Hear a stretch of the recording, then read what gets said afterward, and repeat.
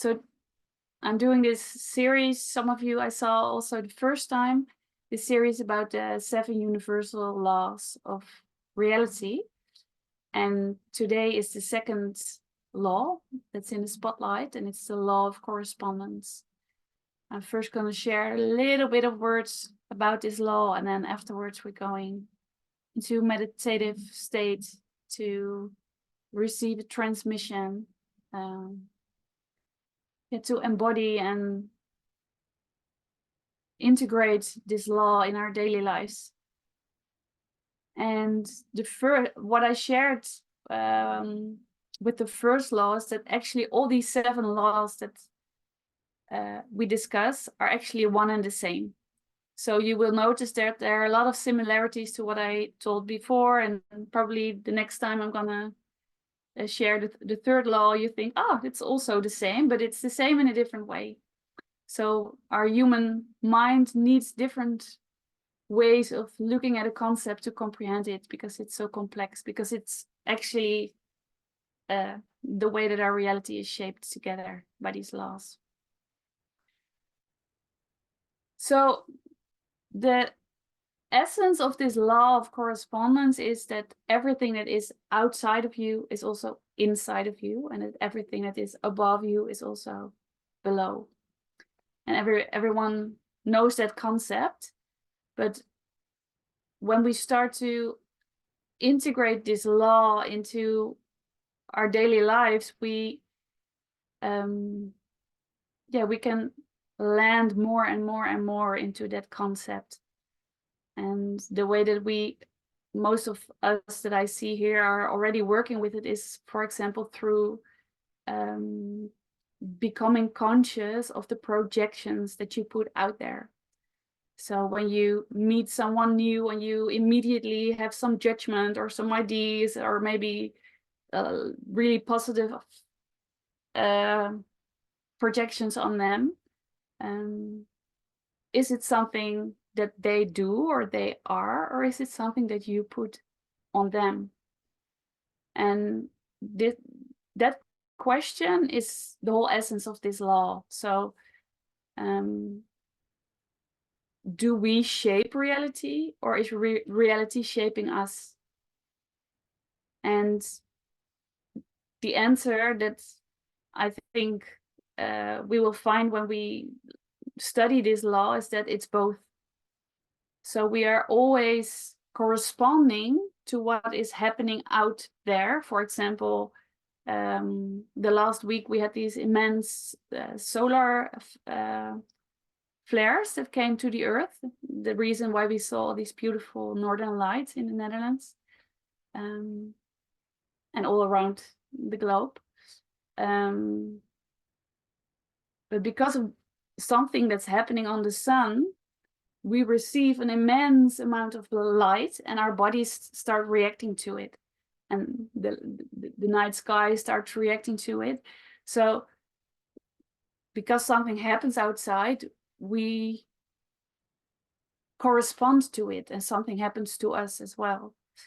Or for example, when one of the planets is going retrograde, or when one of the planets is corresponding to our own planet, to planet Earth, when we are in correspondence to, let's say, Pluto or Venus, then everything on Earth starts vibrating differently. And this is also what the astrological field is based upon. So we are corresponding to what is happening outside. But if the outside is also corresponding to us, could it be that these solar flares are erupting right now because of something that is happening within us as well? Because maybe a lot of beings are going through an evolution, that we are also ready to accept more light, and that the sun is corresponding to us. So this is the question of this law. So what is corresponding to what? And the answer is always yes, both. And so you are created by what's outside of you, but you are also creating what is outside of you. because you are not separate. And becoming more and more aware of this in your daily life can really help you become more aligned within yourself and synchronized with the whole of creation.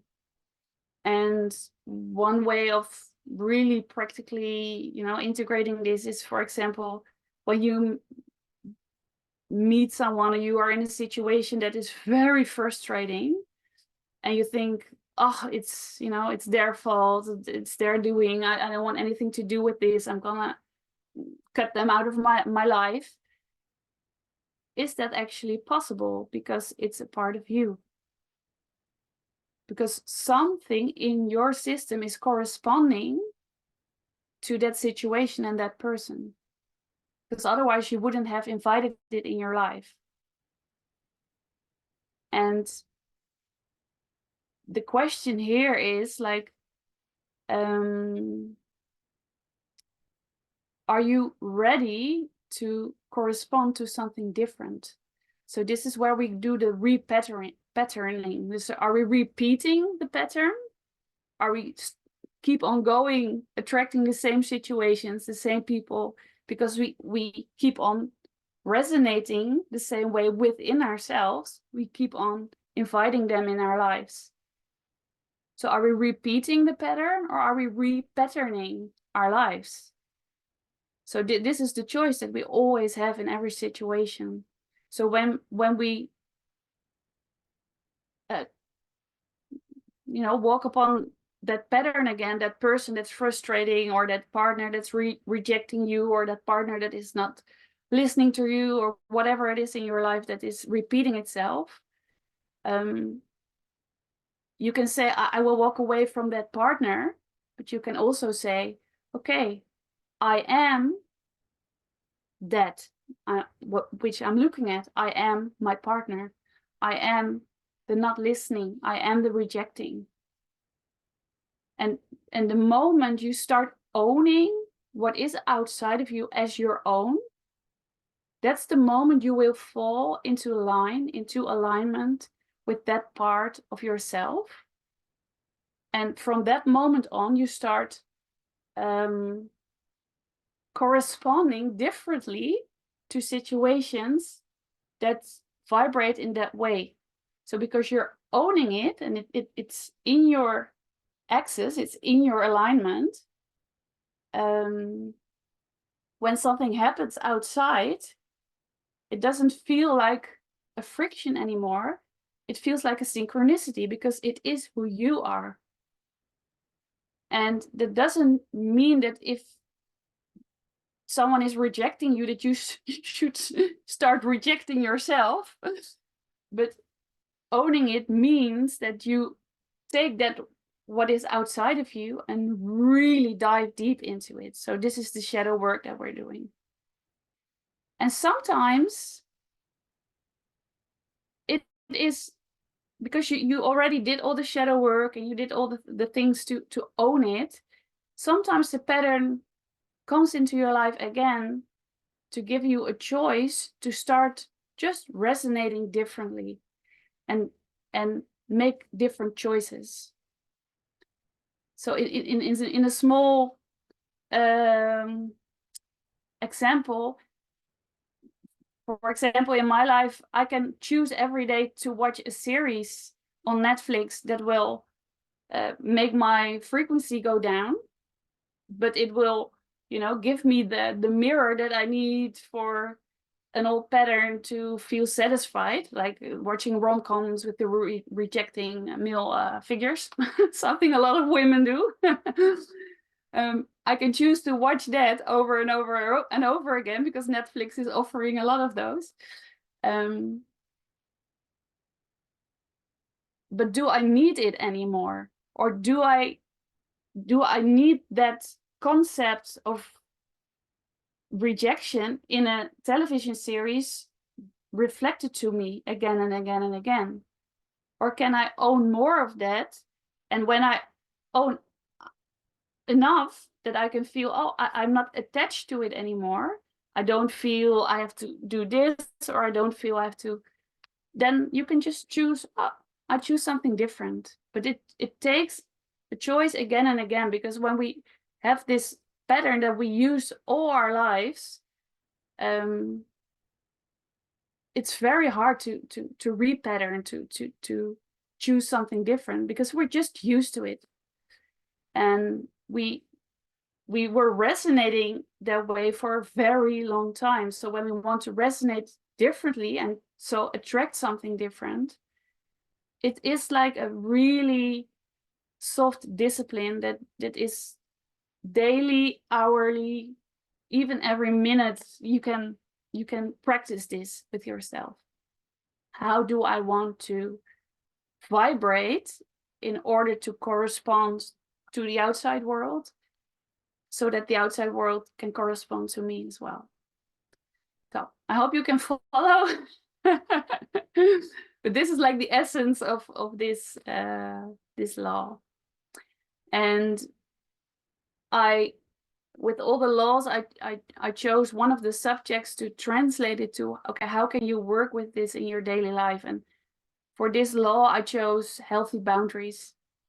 Because for me, healthy boundaries is not something that you push the outside away, like, oh, you are there, this is me, and I say no to what's coming towards me. Because in that way, you're still saying, I am not that, and you stay outside of me. But the only way that I can practice healthy boundaries is bringing all the attention back to my own axis, to my own alignment, to my own self, to my inner realm, and to feel what's there, to feel what I need, to feel what I can love more, to feel what I can own more as myself. And